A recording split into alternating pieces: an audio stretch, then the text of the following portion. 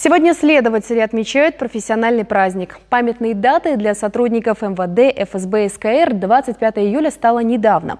Указ был подписан Дмитрием Медведевым в 2013 году. Сегодня в торжественной обстановке поздравления принимали следователи Следственного комитета. Именно они распутывают наиболее опасные преступления, в том числе убийства и изнасилования. Только сотрудники СКР имеют право расследовать дела о налоговых махинациях, экстремизме и взяточничестве.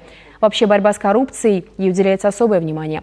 В первом полугодии возбуждено 183 уголовных дела о преступлениях коррупционного характера. В суды ушло 1,5 раза больше дел, чем за такой же период прошлого года.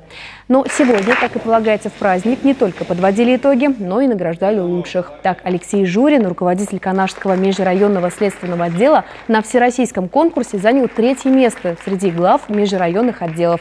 Кроме того, ему вручили медаль ордена за заслуги перед Чувашией. Определенный стержень следователь должен быть, умение работать с документами, умение налаживать психологический контакт с проходящими по делу лицами и со свидетелями, и с потерпевшими.